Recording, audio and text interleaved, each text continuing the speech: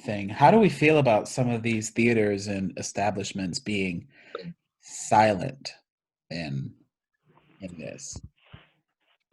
Um, and this doesn't just go for theaters, but like any establishment or organization, how do we feel about being silent? I have my personal opinions, but I want to hear what y'all think. Tamir, I'll let you go first. So I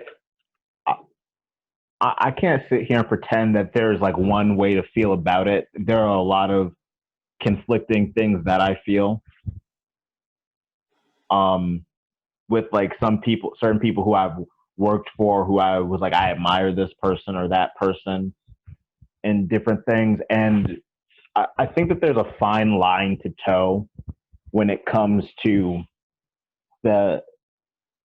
I don't think that any specifically theaters, I'm going to say, should be silent on a social issue like this, when this is like the thing that theaters built for and thrives on, is enacting social change and telling stories and changing people's perception. Like that is what theater is supposed to do. And you guys know, like you worked in the same theater community that I've worked in, yep. But the whole act of, and this isn't me talking about professional theaters, that's a whole different conversation. But with community theater, the whole idea is to build a community, a group of people who want to come together because they love what they do, because they learn to love each other, because they want to collaborate. And when I see, whether it be gay rights, trans rights, racial rights, anything like that of any minority, anyone who's ostracized, especially when it comes to theater, I think that there should be a call to action to want to do better. Yeah. And I don't think that that's a lot to ask, because if that's a lot to ask, then it makes me question what was that when you preach unity and love and you want to get around a circle and sing Kumbaya and Seasons of Love, what that really means. When you're ostracizing me and my people, or anyone who isn't in that standard that we talked about earlier. Yeah. Well, you ask about theaters, but this goes for probably, I'd say this for any organization. I guess my immediate knee-jerk reaction is that, you're looking for people to speak out on it. And when they don't make a public statement or put statements on, because people speak out on things all the time. And this is something that is huge and major that is going on in this country right now, in the middle of a damn pandemic. And you've got people out marching, risking their lives in the middle of a pandemic. Yeah. So not something really small. So people do need, organizations do need to speak out, particularly when you talk about, start talking about economics and where Black folks are spending their money. Because we consume probably more than anyone in a lot of different areas. And that's, for me, I don't know, it would give me pause for supporting certain businesses that have not shown that they support, what's going on right now. Right. I think I heard that, what is it? Not Lowe's, but the other one. Home Depot? Yeah. Home Depot is supporting Trump. Yeah. To the Trump campaign. Mm-hmm. I'm damn glad I spend my money at Lowe's. I haven't gone to Home Depot and a lot of, and I started doing that a while ago. When I was living in New York, there were restaurants that, if they didn't treat me properly, I wouldn't go back. Right. If what? You think I'm going to come here and give you my money and be treated poorly?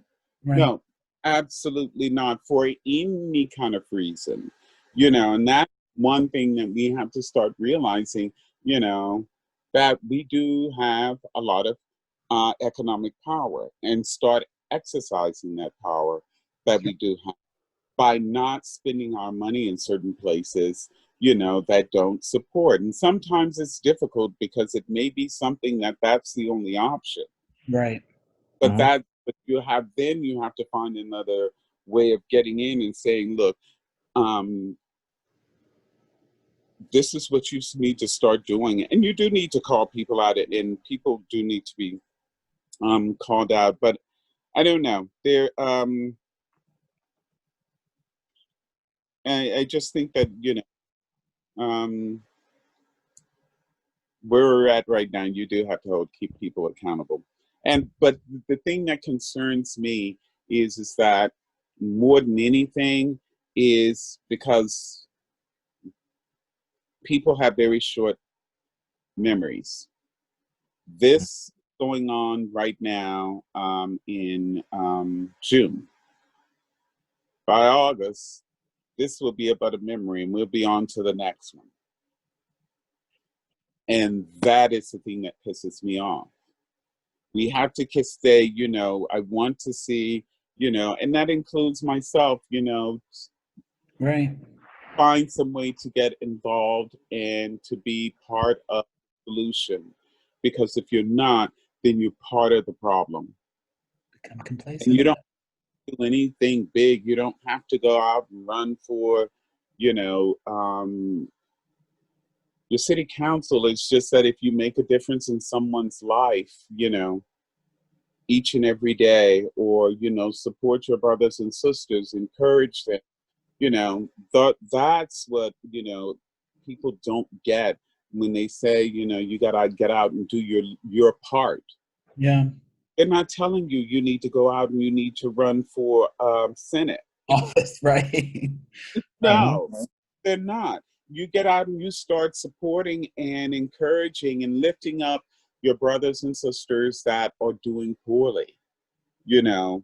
And sometimes it can be challenging because continuously do poorly. They'll continuously do poorly and they're not doing the work to help themselves.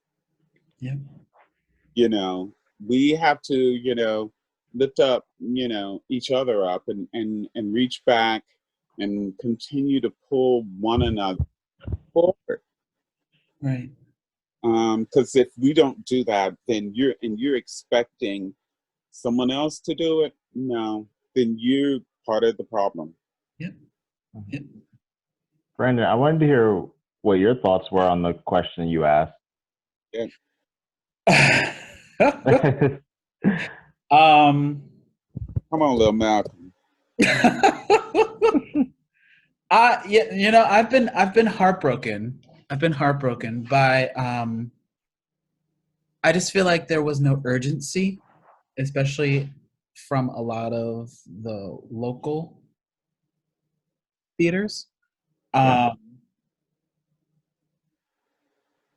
I felt like they were basically turning a blind eye to everything that was happening. I mean, when you can continuously you post your readings, you post your next season, you post things about certain actors in your company, and you're ignoring this fire that's happening beside you. To me, what makes you so different than those other three officers that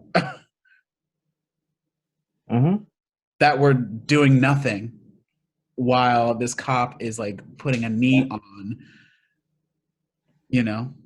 George Floyd? And so that like really sort of spoke to me with how, you know, with how I spend my money in organizations, and like what I want to do, how I want to move forward in all of this. And I don't know, I was just so hurt by the silence, and just them not putting enough urgency in like this a matter like this, you know, not Yeah. speaking out against it. And now, I mean, like now that's evolved too, because before I just wanted to hear a statement. And now that's evolved to hearing Black Lives Matter. And now that's also evolved to, you know, What are you going to do to change what you're things going to going do, forward? and also acknowledging what you've done in the past too, because I've had to check myself in some of my, you know, directorial projects, you know, like I think about Thoroughly Modern Millie, when I had those two Asian characters in there and the things that I was telling them to do and the blocking. And I, you know, I recognize that, and that's how I have to better myself, you know, that. Mm-hmm. And I costumed the king and I, and there was one woman, she was Asian, and she was playing a supporting role in the show. And she came in and advised us on makeup. And one of the things she had us do was draw the lines on all these white kids on their eyes to Mm. make them look like they, you know. For high school and middle school production? This was for a professional production. This is for professional production. Ooh. Production. Oh, the And kids in the, okay, I understand. I right, got you. kids in the show. Right, right. Okay. Because there's a children's ensemble in the show. Yes. And I knew that was wrong. I knew that was wrong. I was like, this is wrong. We should not be doing this. This is wrong. And What I did would not say anything. alternatively? Hmm? What would you have done alternatively? I would have, first of all, I mean, now I would have pulled the show, you know? We had no business. Mm-hmm. Do we need to be doing King and I when we don't have the cast to be doing it? When we have 3 Asian people in the show and we had maybe a cast of 30. Wow. And I should have spoke up, you know? So it's not just a matter of like white people checking their privilege. Like it's, I think everyone has to Everyone. themselves, you know, Yeah. like, and because like honestly, like, and going back to the Asian thing, like with theater too, like I can't imagine being Asian in the theater world too, because they really, you know, like it's like King and I, Miss Saigon, and the newest one that just came out that I can't even tell you the name.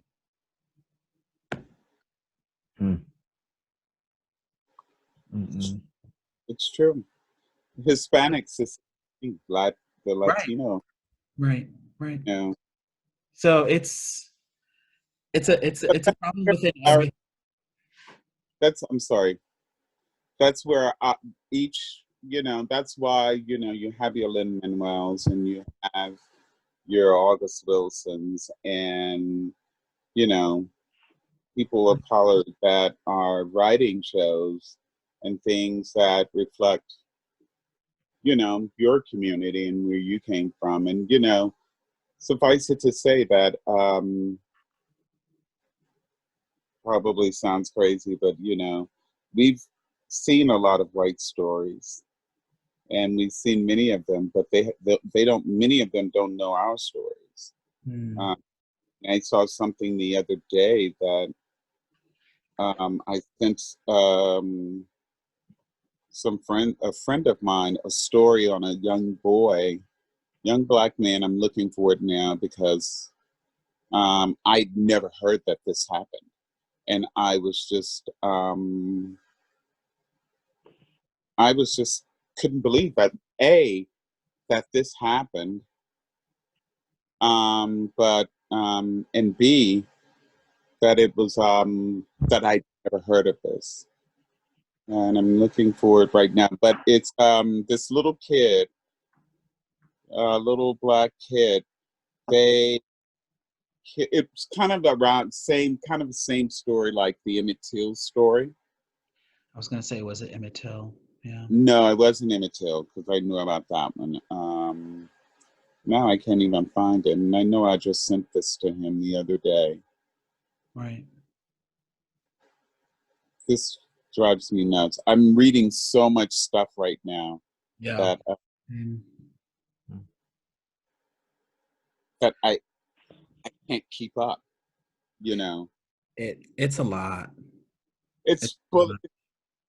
You know, and there's so many stories and so many stories, um, like the movie the lady who did hair that's on Netflix right now. Um, what is her name? Madam. No, CJ Walker. Yeah. No. Yeah, Yeah. they walk. You know, there's all these stories, and that's I was saying on our because we were talking about this on our conference call at work today at the end. But you know, so much of our history, you go to school, and our history is about that much in a textbook. It Mhm. takes that long for them to cover our section, and it covers Malcolm X, Martin Luther King. I don't know what high school you went to that talked about Malcolm X, because mine sure didn't. Oh, they Yeah, talk about actually, no, mine didn't either. Yeah. We they get mention. MLK because he's the nice version, but we do not get Malcolm X. Oh well, we didn't go into depth, but he was mentioned in Booker T. Yeah, Booker Mhm. T. But there's so much more Black history Yeah. and stuff that didn't happen. And the It, thing that they stay away from is the ruckus that they caused and all the lynchings that they did. Emmett Till. Mhm. I did not know that name until I got out of high school. the only significant Black figures that I learned about in high school are Oh yeah, I forgot Harriet Tubman, MLK, and Frederick Douglass. Wow. Because That's it. Frederick Douglass is the first Black man to ever be allowed in the White House. But and Barack Obama, if they want to do current stuff. Nope. I didn't have that. I But guess other than that, what, so. 12 years of high school, of public school system, and those are the only four I got. Right? And it was a small chapter, and it was just one chapter, right? Mm-hmm. Yeah. Yeah.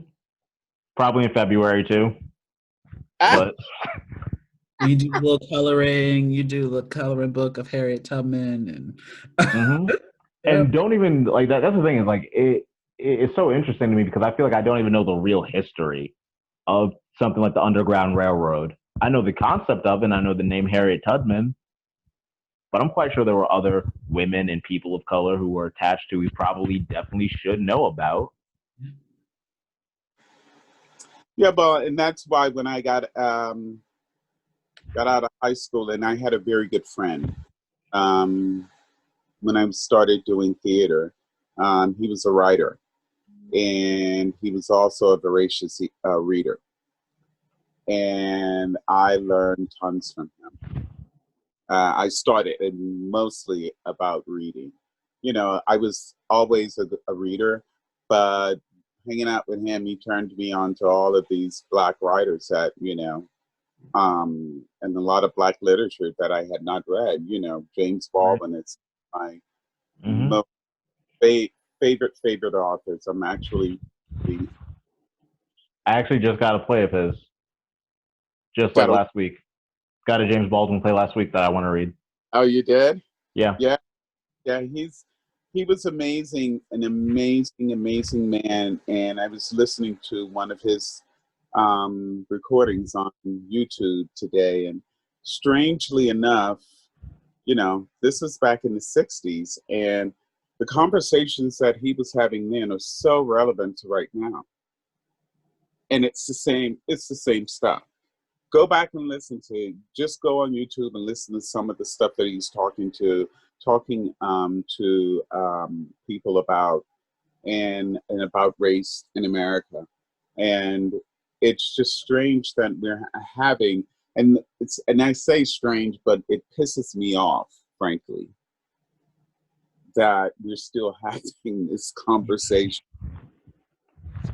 We're in 2020, Yep. And we still have this huge problem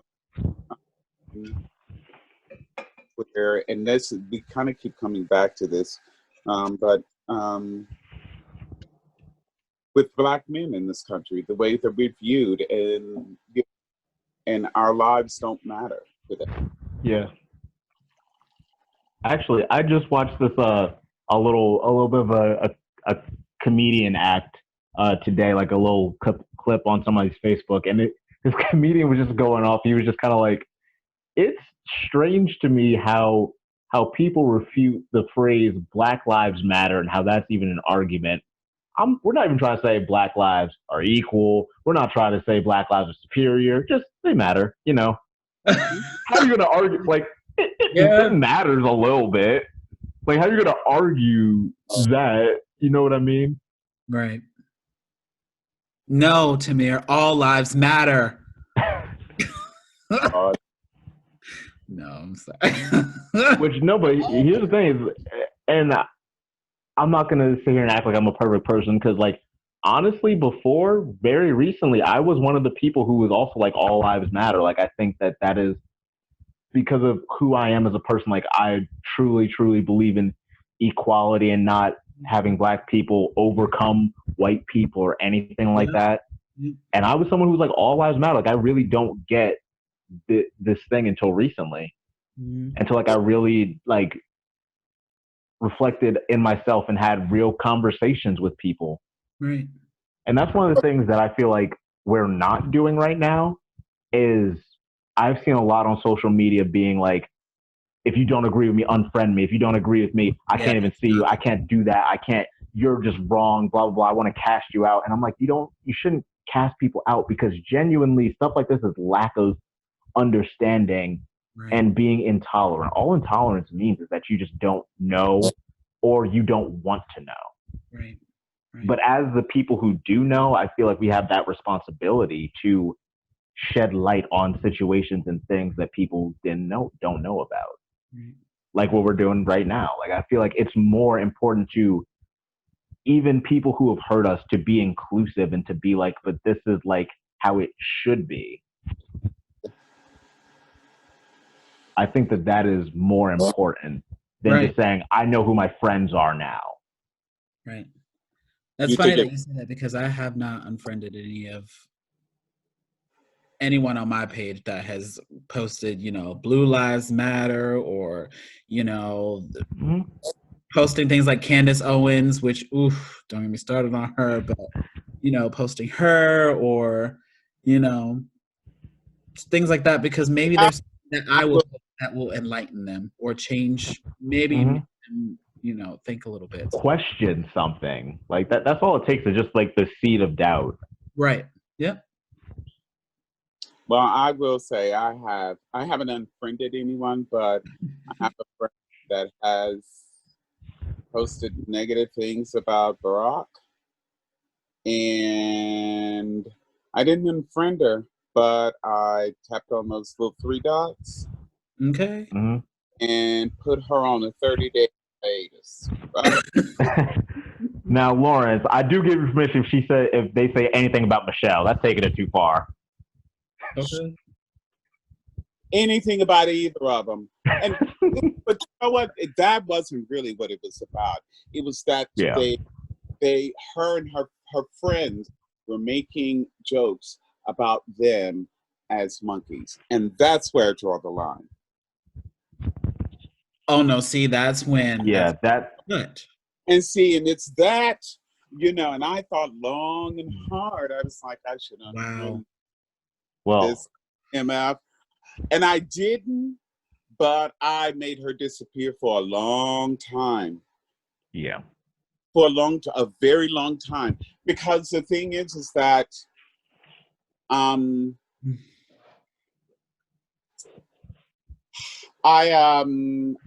don't, because I've been fighting this for a long time. I went to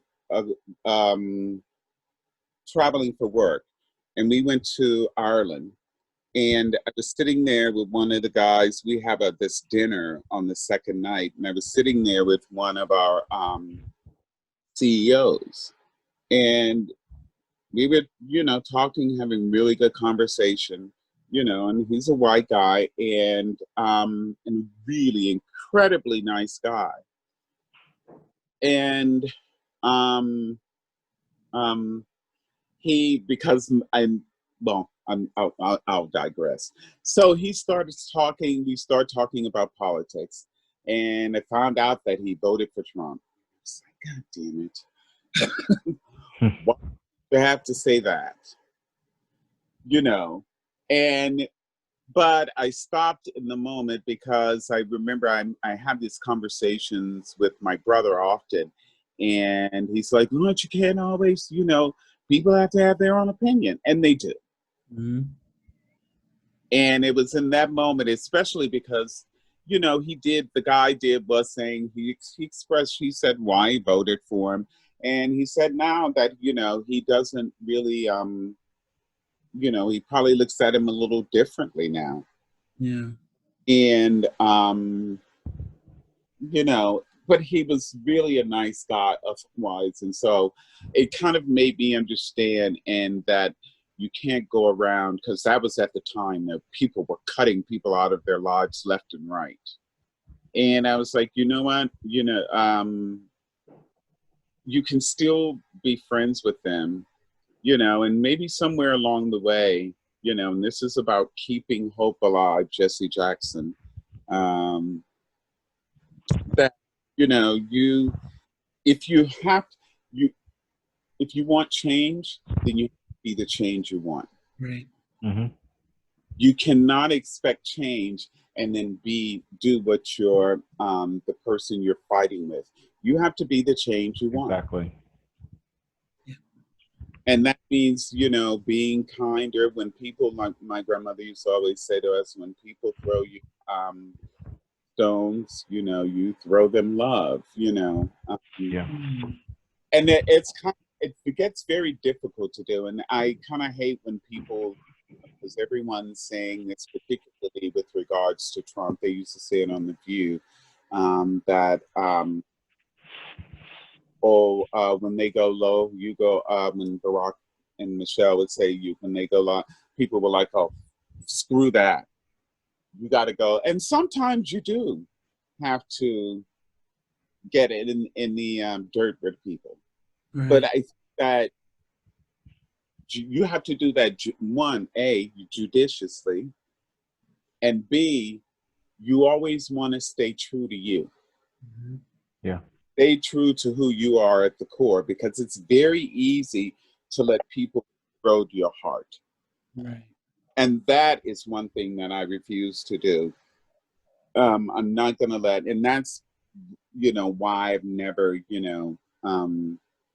deleted her. I'm very disappointed, extremely disappointed, because we went to school together when I was medical transcription, and we graduated together, supported each other all through it.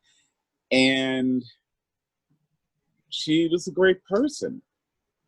And it just really kind of hurt my heart that, to see her now. She has these, well, not now all of a sudden, but it just goes to show you, you think you know people, but you don't really know them. And that's why it's good, to have conversations with people, um, about politics and things like that. Because you can't just put your head in the sand and pretend it doesn't exist. Mm-hmm. Right. Wolf. Hmm. Man, oh man. It's a lot. It's a lot. It's a lot to unpack, and I think that just It it's is a a lot, cycle that we have to break. the frustration is Mm-hmm. coming. But Right. my point before is I don't think that we break it by doing what you said, Lawrence, by like putting your head in the sand and being like, this doesn't exist. Whether it's white people who want to deny that racism is still a thing, or whether it's black people who want to be like, oh, I'll just cancel and delete everyone off my media feed and that'll solve the problem. Mhm.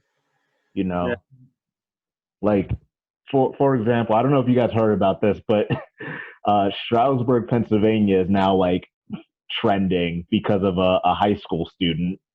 Yep. Yeah. Yeah. For what? Because of a high So school student, because she decided. Go ahead, Tam. so there was a high school student whose name I don't even remember her name, but it's not important. She goes to Stroudsburg High School. She's probably in like I think she's in like the 10th or 11th grade. She's not a senior yet, so she's still got some time left at that school. Unfortunately for her, but I'll be right back. she posted you know what TikTok is? Yeah. She posted a TikTok of her like just being blatantly racist. Like it's bad. It's maybe one of the worst things I've ever heard a person say. She was just like, honestly, white people should be allowed to say the word nigger because we invented it.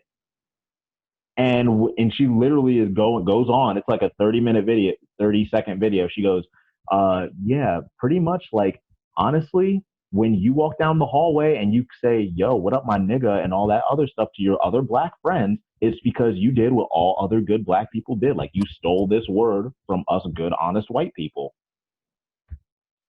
Like when I tell you, it's one of the worst videos I've ever seen. It's bad. And this That girl is maybe 15 or 16 years old. And what happened was that a Disney Channel star, like a younger Disney Channel star. I don't know this person, but she's probably like under like 25, 27 years old.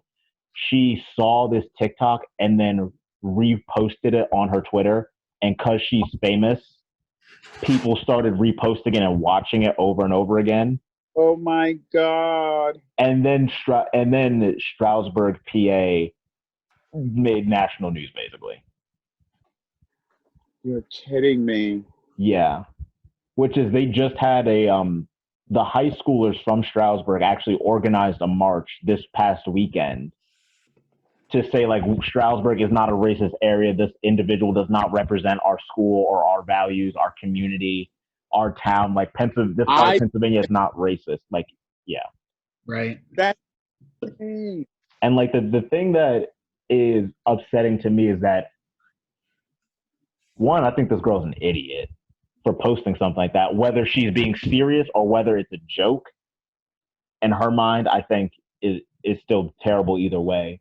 But the thing is that I heard that it was learned behavior, but we won't go there. well, her whole life is ruined. I was about to say something, but I was going to let Tamir finish. Go ahead. Sorry, Tamir.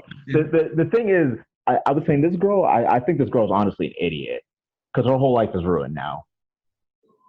And like if I was her, I'd be like, I'm not going back to that school. I'm not going back to this high school, especially with this area being as mixed as it is, and as actually not that I'm saying this area has 100% non-racism, but for the most part, I think we're fairly decent.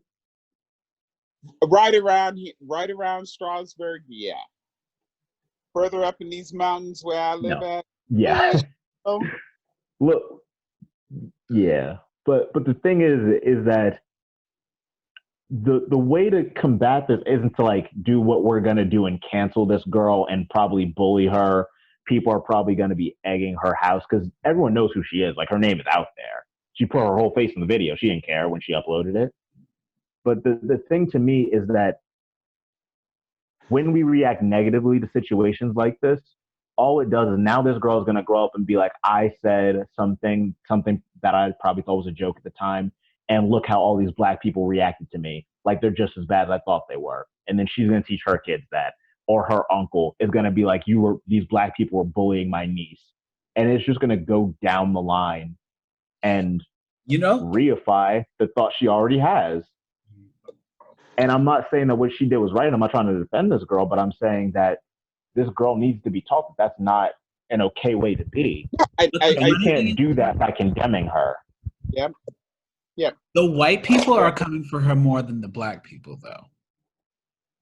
Yeah, but you know Really? what? With parents, it's what you said in the beginning, because I find it very different. Well, you know, we are products of our environments, and we're and more immediately your products of your home.